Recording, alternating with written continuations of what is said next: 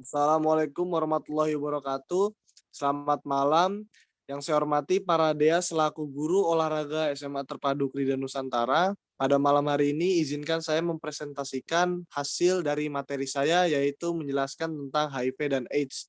Sebelumnya izinkan saya memperkenalkan diri. Nama saya Farhandika Putranto, saya berasal dari kelas 11 IPS 2. Untuk itu, marilah kita simak pengertian HIV dan AIDS. Pengertian HIV dan penyakit menular. HIV atau Human Immunodeficiency Virus adalah virus yang merusak sistem kekebalan tubuh dengan menginfeksi dan menghancurkan sel CD4. Jika makin banyak sel CD4 yang hancur, daya tahan tubuh akan makin melemah, sehingga rentan diserang berbagai macam penyakit.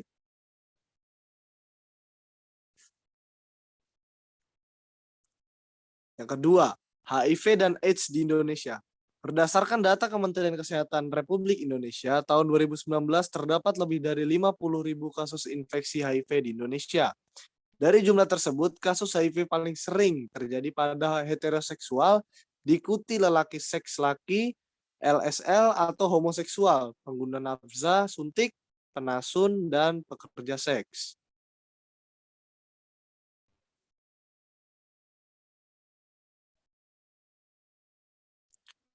Yang ketiga ada gejala HIV dan AIDS.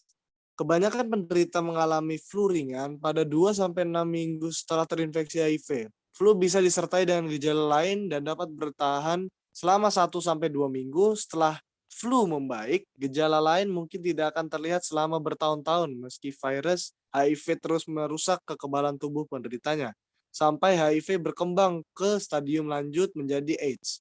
Faktor HIV ada beberapa stadium. Stadium pertama, fase ini disebut sebagai infeksi HIV asimptomatik, di mana gejala HIV awal masih tidak terasa. Fase ini belum masuk kategori sebagai AIDS karena tidak menunjukkan gejala. Apabila ada gejala yang sering terjadi adalah pembekakan kelenjar getah bening di beberapa bagian tubuh seperti ketiak, leher, dan lipatan paha.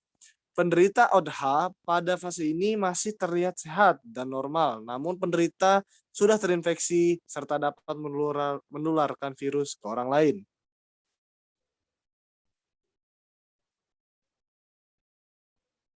Stadium 2.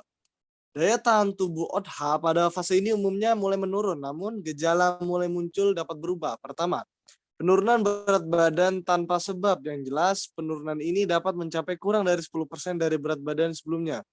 Yang kedua, infeksi saluran pernafasan seperti sinusitis, bronkitis, radang telinga tengah, otitis, dan radang tenggorokan. Ketiga, infeksi jamur pada kuku dan jari-jari. Keempat, herpes zoster yang timbul bintil kulit berisi air dan berulang dalam 5 tahun.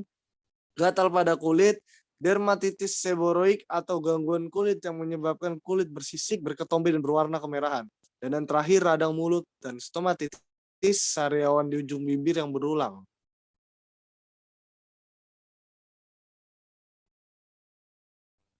Stadium 3. Pada fase ini mulai timbul gejala-gejala infeksi primer yang khas sehingga dapat mengindikasikan diagnosis infeksi HIV atau AIDS. Gejala pada stadium 3 antara lain: pertama, ada diare kronis yang berlangsung lebih dari 1 bulan tanpa penyebab yang jelas. Kedua, penurunan berat badan kurang dari 10% berat badan sebelumnya tanpa penyebab yang jelas. Ketiga, demam yang terus hilang dan muncul selama lebih dari 1 bulan. 4. Infeksi jamur di mulut, kadiasis oral, muncul bercak putih pada lidah yang tampak kasar, berobak, dan berbulu. Tuberkulosis paru, radang mulut akut, radang gusi, dan infeksi gusi, periodontitis yang tidak kunjung sembuh, dan yang terakhir penurunan sel darah merah, sel darah putih, dan trombosit.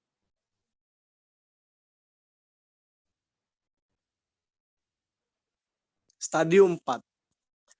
Fase ini merupakan stadium akhir AIDS yang ditandai dengan pembekakan kelenjar limfa di seluruh tubuh dan penderita dapat merasakan beberapa gejala infeksi oportunistik yang merupakan infeksi pada sistem kekebalan tubuh yang lemah.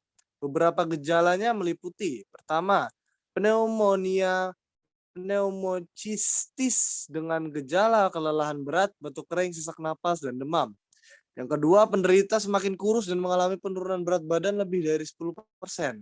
Ketiga, infeksi bakteri berat, infeksi sendi dan tulang, serta radang otak. Keempat, infeksi herpes simplex kronis yang menimbulkan gangguan pada kulit kelamin dan di sekitar bibir.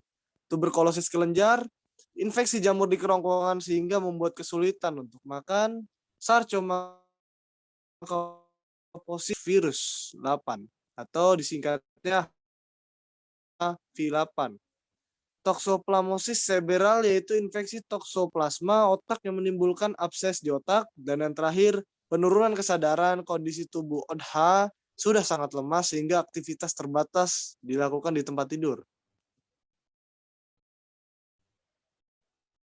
Diagnosis HIV atau AIDS. Apabila menyadari perilaku kita beresiko, segeralah melakukan pemeriksaan ke dokter untuk mendapatkan penanganan. Penanganan awal yaitu dengan diagnosa untuk mendeteksi apakah seseorang tersebut terinfeksi HIV. Diagnosis HIV ditegakkan dengan pemeriksaan laboratorium. Jenis laboratorium HIV dapat berupa pertama tes serologi yang terdiri dari tes cepat atau rapid test. Yang kedua ada tes enzim imunoassay (ACA). Yang kedua ada tes virologis yang terdiri dari yang pertama kualitatif AIDS. Tes ini digunakan untuk mendiagnosis keberadaan virus pada bayi berumur kurang dari 18 bulan. Yang kedua ada HIV RNA kuantitatif. Tes ini digunakan untuk memeriksa jumlah virus di dalam darah.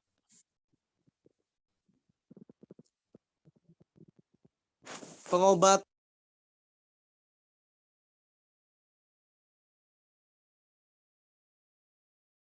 berita yang berupa terapi antiretroviral ARV. ARV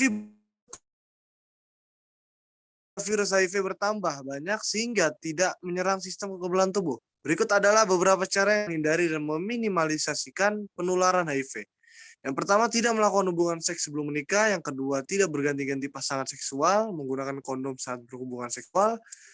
Yang ketiga, menghindari narkoba, terutama jenis suntik. Dan yang terakhir, mendapatkan informasi terkait HIV, cara penularan, pencegahan, dan pengobatannya, terutama bagi anak remaja.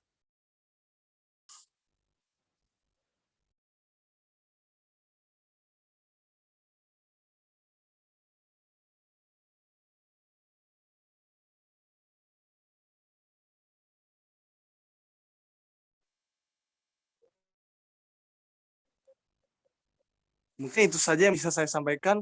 Kurang lebihnya mohon maaf. Wabillahi taufiq wal hidayah. Wassalamualaikum warahmatullahi wabarakatuh dan sekian terima kasih.